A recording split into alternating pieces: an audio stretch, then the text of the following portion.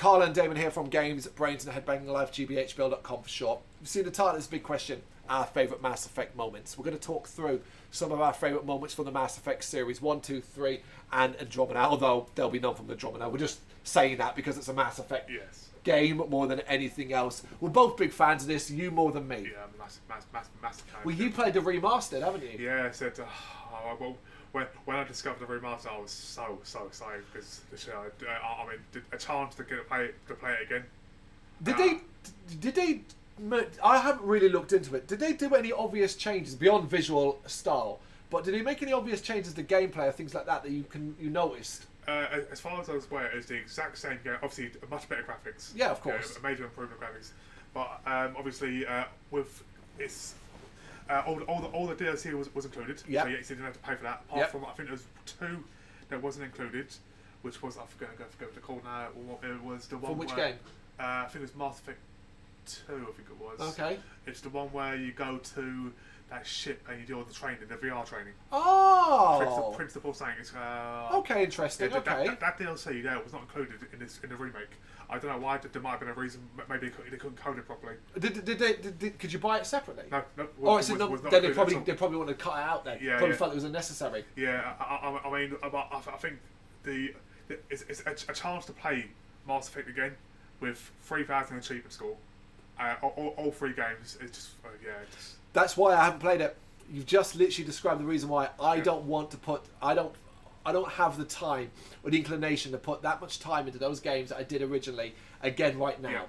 Maybe further down the line I will, but right now, no, can't do it. The one thing actually I just remember now, the one thing that they did change majorly, if you remember from the first Mass Effect, one of the achievements was like you had to get like 80% with each character. Oh yeah. Yeah, so that there in the new one, that's all changed. Okay. So easier. It's a lot. The achievements are still there, but you ain't got to put as much effort in, which.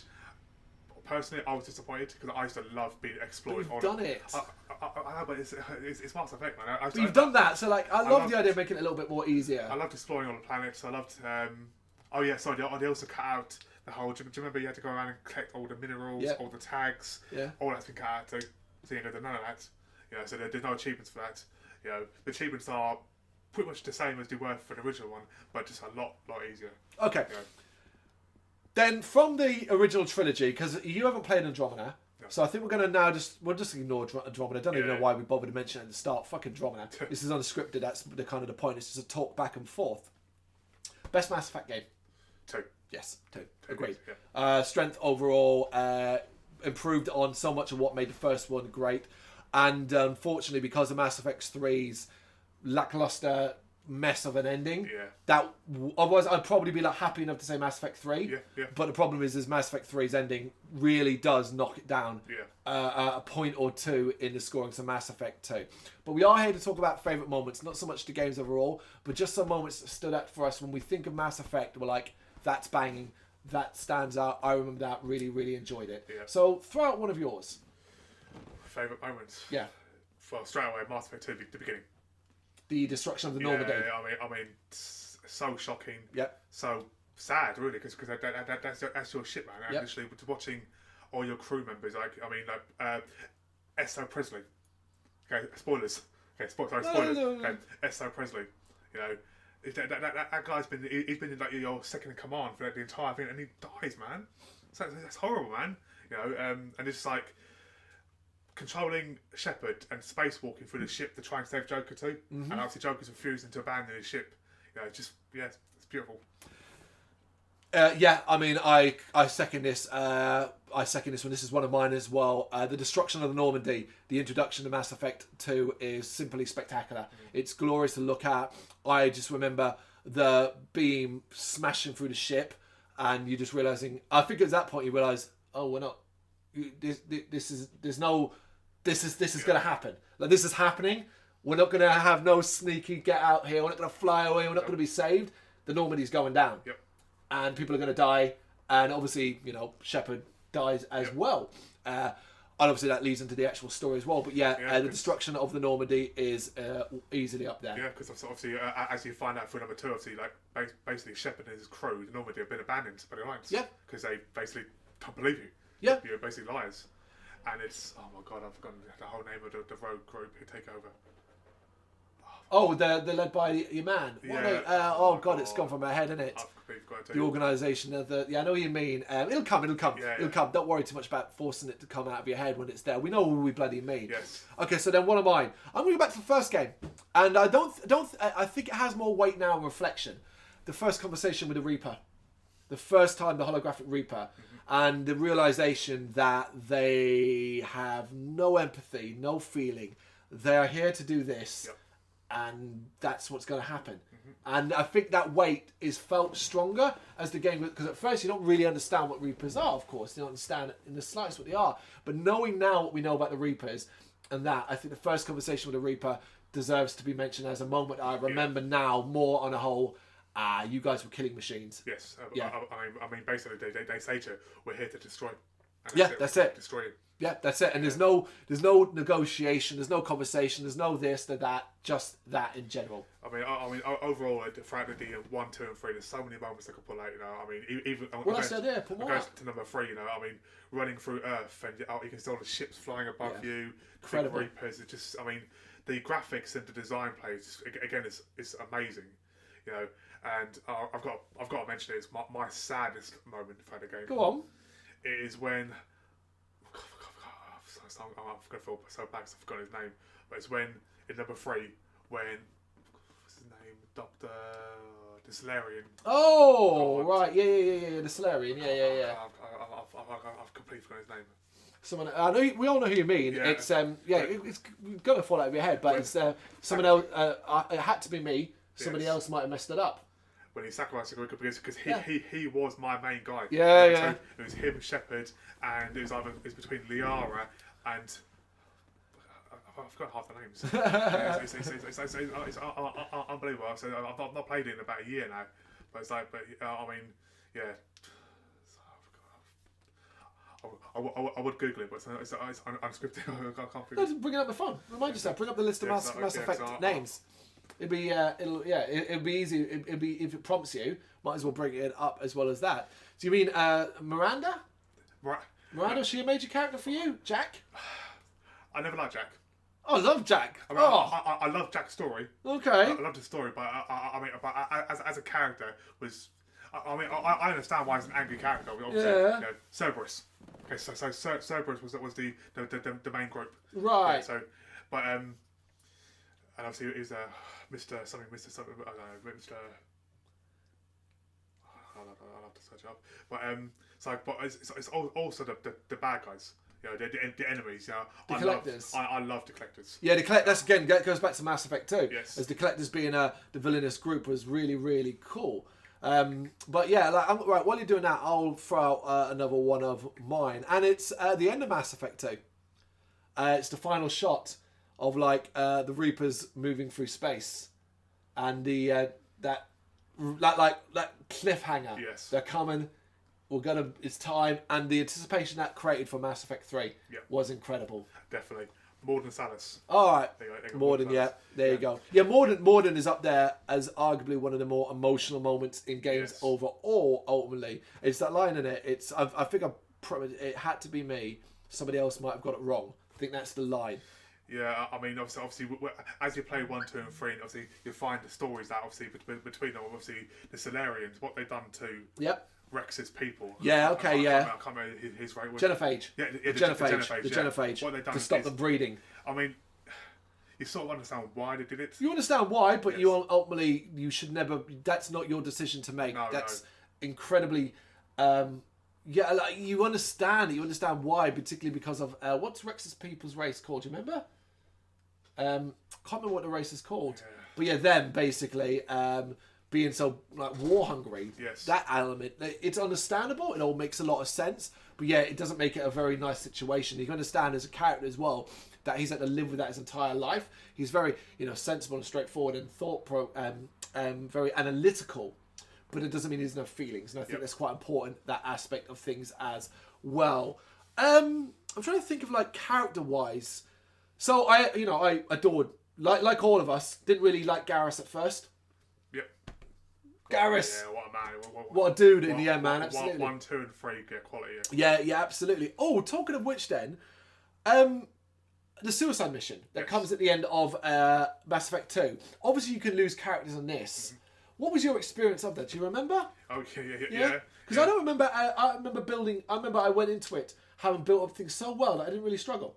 Yeah, so obviously, I think if you have to go in there with obviously getting a positive relationship with everyone. So if you have obviously all positive, they all survive. Yeah. And negatives, they die. Yeah. Obviously, there is an achievement for getting everyone to survive. Yeah. So that's obviously what you go for. Yeah, of course. And obviously, if any die, it does. It actually be surprised. It does affect number 3 majorly.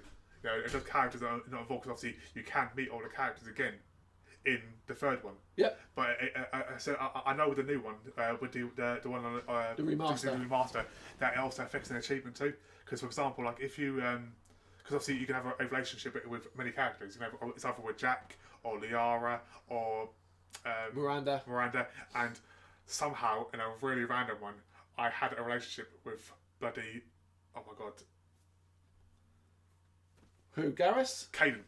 Oh, Caden. I had a gay relationship with Caden. Cool. I had a relationship with Caden. I had no idea how I managed to do it. Okay, but it is, I can't stand Caden. He's my most hated character. Really? He's such an ungrateful. Okay. Because he's a. But that wasn't the only relationship you could have with the opposite sex. Because you could have a relationship with Garrus. Oh, I never went that far, Garrus. No, you can deal with several. I can't remember. Could you do a relationship with?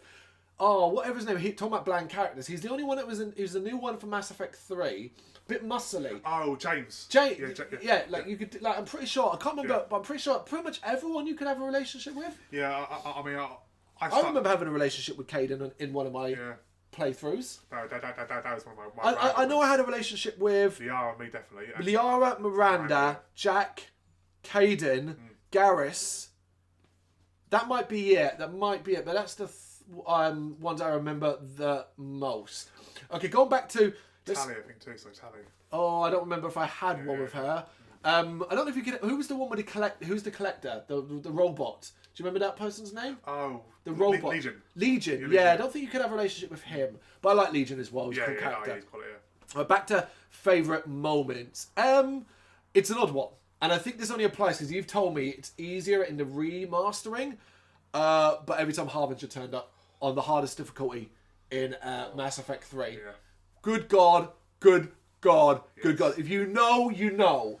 But Harbinger arriving in that battlefield, cold sweat. Yep. Because that was meant you were going to die a lot.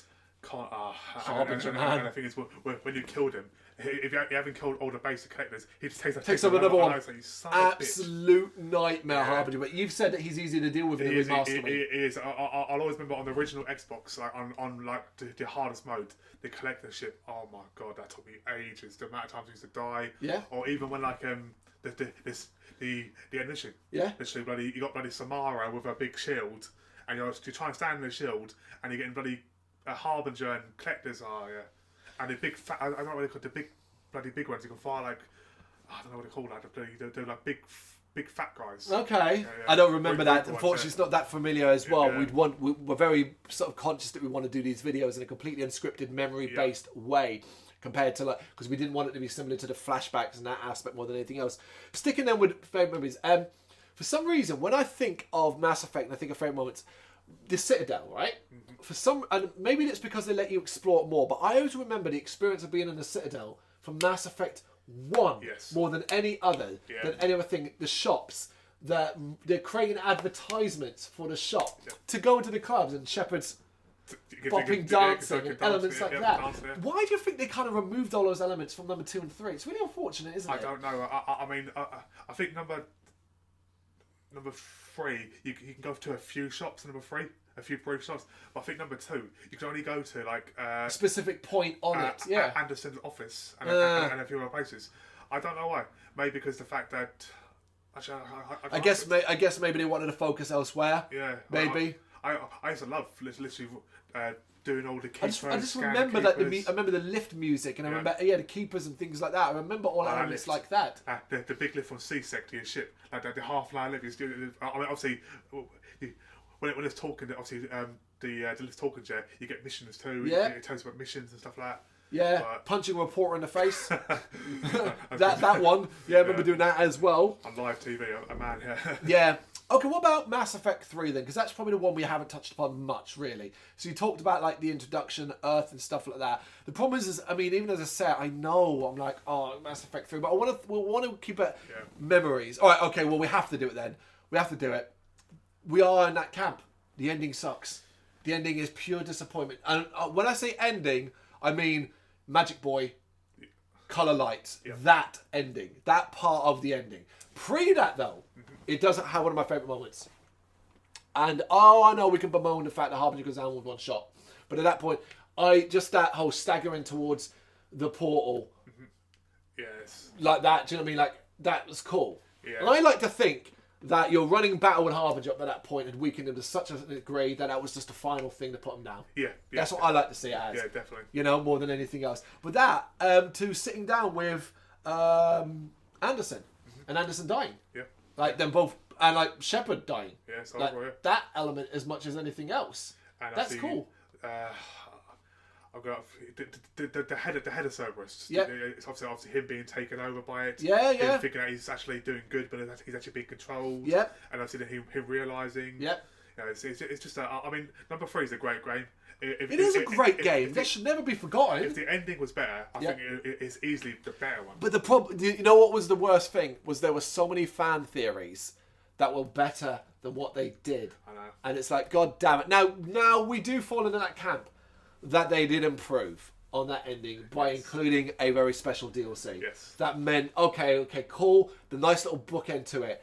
It never fully washed the bad taste out because you've still got to go through that ending of what they planned and all that. I personally still think it's stunning that there was such a backlash from the community in the video game world for such a poor ending that ruined what people said, a lot of the experience, because you made everything pointless. Yep. That they actually went out of their way to try and fix that, which is a rare thing in itself, to try and at least do something that at least ended up in a way that people will be satisfied. That's cool. Is it called Homecoming, right? Homecoming, yeah. Yeah. Yep. You know, if you're playing a remastered version, you're getting it anyway. So do enjoy that part of it as well. What else? What else? A great memory. I mean, for number 3, I mean, other than obviously Morden's death, which is actually great, but it's Legion's. You know, Legion came in and his sacrifice to basically give his life to free the Geth. Yep. Was just it's beautiful. I mean, when you go into his memory and you get to watch what they did to him. Yep. You know what the Tally's people did to him. I can't remember the Quarians. Yeah, Quarians. What the Quarians did to him, and it's like it's really cool. And obviously when Shepard comes out and then all the Reapers turn to him and they go green instead of red. Yeah. It's like really cool. Yeah, elements like that are really that's a culmination of a story as well, which I think what matters most more than anything else. What else? Okay, not actually in the game, but I'm going to remember this. Do you remember when they released the trailer for Mass Effect 3, the sniper in London? Yep. And ends with just that coming down and the anticipation and the excitement. I can't remember if it was that trailer or a different trailer, but the little girl picking the flower and the shadow over her. Like, remember being like, oh my God, it's happening, we're here. Like, I mean, that will always stand out. Incredible. My God, what an incredible trilogy. Yeah, I mean, whenever Shepard goes to sleep, he dreams about the little boy and chasing the little boy through the woods. And Then him go up in flames. What an incredible trilogy. Yeah. What a really incredible trilogy. It's nice talking like this because it kind of reminds me that the bad taste of the ending, although it's the last thing we remember, should not overlook what has been an incredible trilogy. Well, obviously, there's 3 endings in it. So obviously, you've got you turn the machine. What colour? What colour? That's what it is, David. We Yeah, all know yeah, what colour fireworks are you going to get? Green, red, or blue? That's what it amounts to. You can give it all the bullshit, but it doesn't matter in the end, does it? I always like the ending where obviously you see Shepard's breathe, his chest breathe. So gives you a little hope. Well, it doesn't because nothing's come from it since. I know. Obviously, Andromeda is a prequel. Yes. Andromeda is a prequel. I will say something positive I do like about Andromeda more than anything else. It went back to Mass Effect's original idea of exploration. Andromeda is what it is. You're exploring the galaxy as humans for the first time ever. And that is a very cool aspect. I liked a lot about Andromeda. I came to it late, thankfully, so I avoided a lot of the issues that people had with it. I will get to it. So it is there as well. A big game as well. Maybe I'll ask you a question, which is a question which I've seen flying a lot on like YouTube and Facebook and stuff like that. Okay, you don't remember, but did you ever did you save the council or let them or sacrifice them?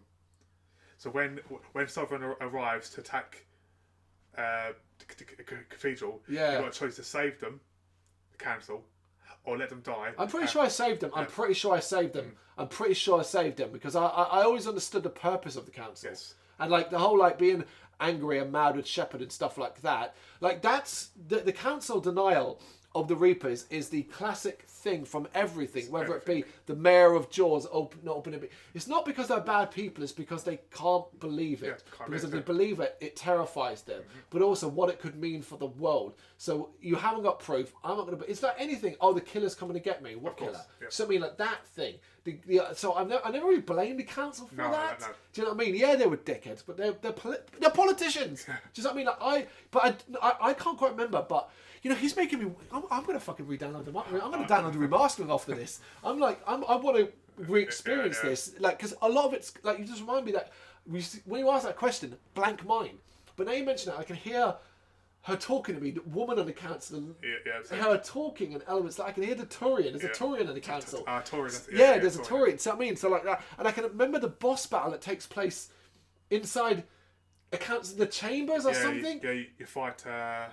It's the first the Turian that's under control of the Reaper in the very first game. He's the main boss of the first game. He's under the control of the Reaper. His name's complete. Oh yeah, do you know what I mean? But he's Garrus's friend, or was Garrus? He's a Turian. That one, yeah. Because I mean, that's me really gone back because it's probably over a decade. I would go as far to say it has got to be over 10 years, if not longer, since I played Mass Effect, the original. Because once I completed it, I never went back. No, Yeah, it would have been. Of course, because once I've completed it, I never went back to that. Yeah, I think I'm going to have to replay these because a lot of memories are coming back, and I'm picturing certain locations and elements like that more than anything else. Bloody good. You find it. I forgot. Obviously, you got Grunt. Grunt, yeah. Yeah. He's annoying. I found him quite annoying. On the DLCs, obviously, you got Zaid. Yeah. You got Casimir. What do you make of that DLC? The one that came out, I think. Was it before Mass Effect 3? It was a bridge between Mass Effect 2 and 3. But it was very critical. People criticised it because it made you have to choose between genocide of a race. Oh, yes. Do you remember that one? Yes. It's where you had to make the decision to slow the Reapers down, but you kill a race of people? Race, yeah. That was weird. People really criticised that, didn't they? That decision happens quite a lot, though, because you had the choice, too, when you... fight the Yara's mother. Yeah. You have the choice to either kill the bloody the queen in the chamber. You can either kill her or save her. Is it the queen? I can't remember. But what did the result mean? I think I know in the newer versions, but I think if you save her, then obviously the fear was that her people go breed and they'll take over everywhere. Yeah. But she promises you. Oh, the Spider Queen thingy. Yeah. She promises you that if you save her, she'll keep her race in check. Right. I know what you mean. Now I remember, like a spidery kind of queen thing. I remember that. Ooh, what did I do? See, I've done both. Well, here's the question then. Here's the biggest question of all. It ties to everything. What was your predominant playthrough? Because mine was always Paragon. Yes, Paragon. Yeah. Paragon. Yep. I actually remember, maybe this is a memory, struggling with any decision that meant I wasn't being a decent human being. Me too. And I don't know what it was, why I struggled so much. But then saying that, in most games, I try to play Paragon. I'm playing Disney Dreamlight Valley right now. And in it, you get 3 choice options to reply to characters. And most of the time, they're all twee Disney shit. But every so often, you get to answer with either a really sarcastic or dick thing. Yep. And I keep choosing that one purely because I think it's hilarious. I'm getting to say, like, be a dick in a Disney game. But like in those sort of games where it matters, it's funny, yeah. When it matters, I feel like, particularly Mass Effect Paragon, all the fucking way. Yeah, I mean, when I read some of the Renegade decisions in Mass Effect, I've been like, I can't say that. Well, yeah, like, I can't do but that. I almost want to. God, oh my God! See, look, I was thinking in my head, if I replay this, I should do it as a Renegade all the way through because I've never done it. I'm pretty sure that there's an achievement for it. Like you got to get like a 70% Paragon and 70% Renegade. I'm sure there's an achievement for it. But even now, when I say the idea of doing it, I'm like, but I don't want to play it and be mean to people. I know, I'm a nice guy. No, I'm a hero. I mean, I think at some point there, obviously, you can obviously cause a row between like Liara and Ashley, because obviously they both get jealous of each other. Yeah. So you got a choice to make a choice. You got to choose between one of them. Right, let's have a conversation about this because it has to come in before we wrap this up. Which character is your predominant memory of banging? Miranda, man. Miranda. Yeah. Okay. In number 2, man, that gets fucking steamy, man. Literally, like, you walk in and like you literally.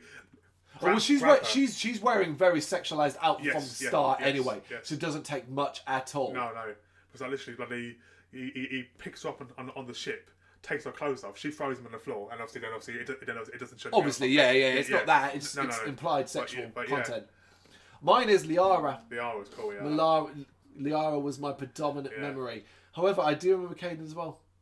Yeah, absolutely. Banging. I know number 3, the scene where like you're both in bed and you can see them both shirtless.